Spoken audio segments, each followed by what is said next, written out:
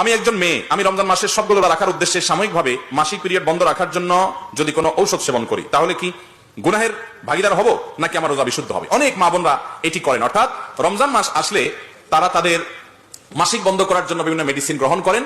এই মেডিসিন গুলো দিয়ে মাসিক বন্ধ করেন যাতে করে গোটা রমজান মাস রোজাগুলো রাখতে পারেন, এবার বন্ধই করতে পারেন। এই কাজটা করাটা তখন জায়েজ হতে পারে যদি এই মেডিসিন গুলো গ্রহণ করার ফলে তাদের শরীরে কোনো বড় ধরনের সাইড এফেক্ট না হয়, ক্ষতিকর কোনো অসুবিধা যদি না হয়।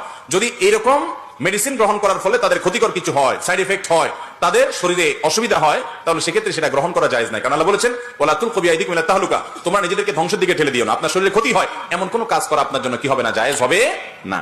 আর যদি এরকম ক্ষতি না থাকে তাহলে সেক্ষেত্রে আপনি এটা করলে জায়েজ আছে, কিন্তু সাধারণ অবস্থার উপরে রাখতে পারলে সেটা বেটার। কারণ আল্লাহর ফয়সালাকে আপনি মেনে নিলেন, 10 দিন 7 দিন 8 দিন, যেটা আপনার পিরিয়ডের কারণে আপনি রোজা রাখতে পারলেন না, আপনি অন্য সময় রোজাগুলো কাজা করে দিবেন। কোনো বোন করতে চাইলে সাইড এফেক্ট সেরকম উল্লেখযোগ্য না থাকলে তিনি করলে সেটা জায়েজ হবে।